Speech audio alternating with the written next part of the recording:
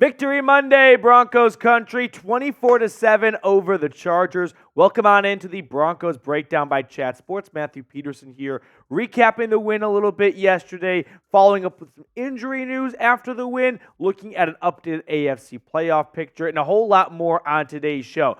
But really quickly, if you want to get the good times rolling, I'm not saying that if you like the video, Denver's going to win on Saturday in Detroit. I wish it was that simple.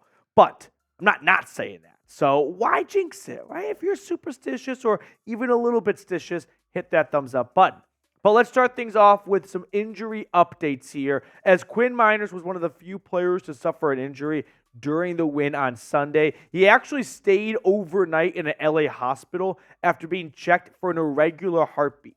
Now, Sean Payton told the media today that Quinn Meinerz flew back to Denver today on Monday, and he is okay. And it seems like they expect him to be available for Saturday's game in Detroit, which is just only the NFL do you get checked for an irregular heartbeat, stay overnight in a hospital on Sunday, and play the following Saturday. But it's really important for Denver to get Meinerz back on the field. Luke Wattenberg, the 2022 fifth-round pick, filled in for him at right guard. And I think he played all right yesterday, but Meinerz, according to PFF, is the second best guard in football. So obviously not having Belly out there would be a huge blow to this offensive line and this team in general. Now, some other injury news to hit on. Nik Bonitto left the game in the first quarter with a knee injury. He was spotted leaving the game with a brace on that knee. Unfortunately, Sean Payton did not have an update for Bonitto following the game.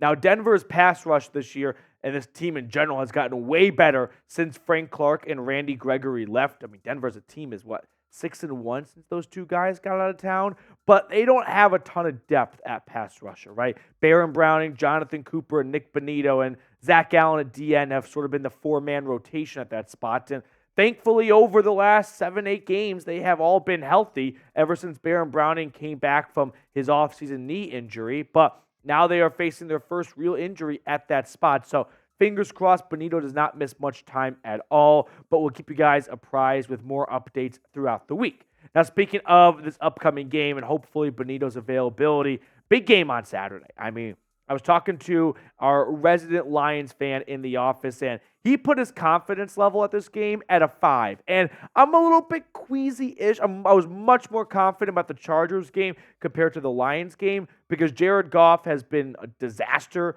as an outdoor cat. But as an indoor cat at home in Detroit in the Dome, he has played very well this season. The Lions come off a loss against the Bears, and I think if you're Denver, that's a good thing right there, right? Kind of exposes the Lions for being a little bit of a fraudulent team, but it also makes the Lions a lot more hungrier to win on Saturday. So we're going to have a watch party. If we can get more subscribers, it'll be a bigger and better watch party. And I'm not going to say any names. They asked to remain anonymous, but a certain viewer of the channel, well, they are sponsoring some incredible giveaway items for that watch party on Saturday. So make sure you tune in and hang out with yours truly. Other news and notes to hit on here following the win on Sunday. Eric Delilah, the team reporter, tweeted out, Broncos head coach Sean Payton said the late Adam Trotman touchdown play design was inspired by a Jaguars run play on 4th and 1 against the Chargers in the last year's playoff game. Chargers saw the look again and expected a run, as Denver hoped, left Trotman wide open in the end zone. Denver is just out-coaching teams at this point. And if you're Brandon Staley, a defensive-minded coach, you got burned once in the playoffs off that. I feel like 2 or 3 teams at this point have used that play design from that playoff game to twist it and replicate it into another play against the Chargers, and they continue to get burned. I mean, Brandon Staley is as good as done in LA. My only question is, which team is he going to be a DC for next year, if any? But credit to Sean Payton, credit to Vance Joseph. Every single week, it becomes more and more impressive of how dramatic of a turnaround it was from a 1-5 start to sitting here at 7-6 going into the final 4 games of the season. So give a lot of credit to this coaching staff. They have come in very prepared every single week, it feels like. And I mean, you go back to that Texans game, their only loss since the Chiefs game on Thursday night? No, the Jets game the following week. The only loss since then, they lost by 5 points, and they had the ball at the 8-yard line with under 30 seconds to go with an opportunity to win. I mean, if Denver's loss is that close and they played at their C level, man, it really makes you wonder what their A level will look like when they are firing on all cylinders heading into the final stretch of the season. One other quick news item here I want to touch on before looking at the updated AFC playoff picture. I just want to give a quick shout out to Russell Wilson and his family. They shared some awesome news today as they had a newborn daughter enter their family, Amora Princess Wilson, 9 pounds, 1 ounce. We love you so much. And then tagging his wife, Sierra. So congratulations to Russ, to Sierra, and to the entire Wilson family for growing and adding another member to their huddle. Now, next up on the show, we're going to talk about the updated playoff picture and odds, what's at stake for Denver moving forward and whatnot. But really quickly, I do want to tell everyone about our terrific sponsor here, and that is Prize Picks. Now, show of hands, who here is sitting there going, I have no idea what Prize Picks is? Good job. That's what my job is now. That's tell you about Prize Picks. So here's how Prize Picks works. All you're going to do is pick more or less on 2 to 6 player stat projections. Now, the more selections you make, the more potential winnings await for you. So here's an example, and take the doubleheader on Monday Night Football and my selections. I'm going with the more on Devon Achane's at half a rushing, receiving, and throwing touchdown. So just need 1 touchdown from the rookie running back. I'm taking the more on Derrick Henry and his rushing yards at 57.5. I'll also take the more on Jordan Love's passing yards at 230.5. And then finally, I figured why not go for a clean sweep of the mores to make what's a pretty dreadful pair of Monday Night Football matchups a little bit more exciting on Saquon Barkley's rushing yards at 70.5. So if you like my selections, feel free to ride with me, or if you think they're awful, you can fade me. But just do it at prizepicks.com/CLNS and use code CLNS for a first-time deposit match up to $100. And because I love you guys so much, I put that link in the comments and description of today's video. Let's check out the updated AFC playoff picture heading into Monday Night Football, where the Dolphins have an opportunity to improve to 10-3 and take over the 1 seed, I believe, with a win. But that's really not, pertaining to Denver too much. I don't think the Broncos have any real chance of getting the 1 seed. Even if they were to win out, I'm not sure 11 wins would be enough to get the 1 seed at this rate. But we can look at whether or not they could win the AFC West. So we'll come back to that playoff picture in a little bit. But Denver's current odds to win the division, 9%. That's not too shabby for where they started this season. To be here and have a 9% chance, that is 9 points higher than I thought it would be earlier this year. Now, Denver's odds just to make the playoffs in general is up to 50%, which is kind of weird to think about, like 50% chance, and they're currently not in the playoff picture as it stands right now, losing on a couple of tiebreakers. But a big reason why is, well, strength of schedule, and along with a lot of upcoming matchups, and we'll look at those in a moment, are involving AFC wildcard teams that are going to go head-to-head. But let's explore the possibility of Denver winning the division. We look at the remaining schedule for both Denver and Kansas City. The Broncos are a game back, and they've got a tough matchup this Saturday on the road at Detroit. Meanwhile, the Chiefs go to Foxborough and play a bad Patriots team.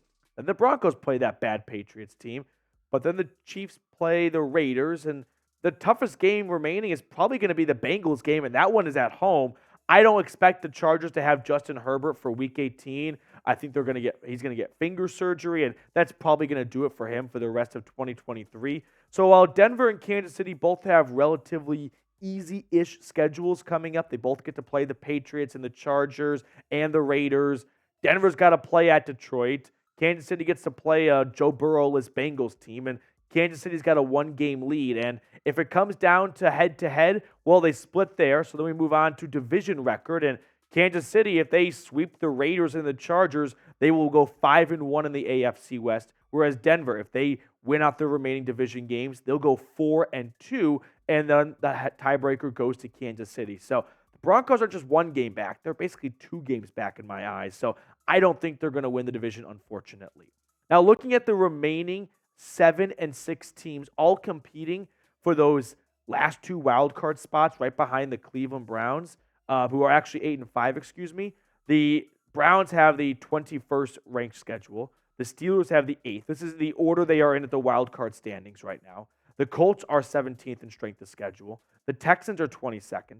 The Broncos are 26th. The Bengals have the 9th toughest schedule, and the Bills have the 12th toughest schedule. So looking at the remaining similar wildcard teams all jockeying for that last 3 spots, Denver's got probably the easiest path to it just based on remaining strength of schedule. Now, like I said earlier, Denver's got a 50% chance of making the postseason, but they're currently not in the playoff picture. Why? Well, because the Colts and the Steelers are both in the playoff picture, but they play each other in Indianapolis on Sunday. So one of those 2 teams is going to lose most likely, and that's going to open up a playoff spot for Denver to potentially jump in. And you look at some other key matchups, the Cowboys go to Dallas. That could be a loss for Buffalo. The Bengals go to Pittsburgh. Those are 2 playoff teams right now at 7 and 6. One of those 2 teams is going to lose. The Bengals go to the Chiefs, so that could be another loss for Cincinnati to knock them out of the mix. Then the Texans go to the Colts, so 2 7 and 6 teams squaring off in Week 18. And the Bills travel to Miami for another tough matchup. So the Bills have some tough games coming up. We've got a lot of teams playing one another, so we're going to get some cannibalism in the AFC wildcard race. But meanwhile, Denver's remaining schedule, they've got the Lions, like we said, the Patriots, the Chargers, and the Raiders. 3 of those 4 teams are not in the AFC wildcard race in my eyes. So with that being said, I want to know, will the Broncos make the playoffs? Yes or no?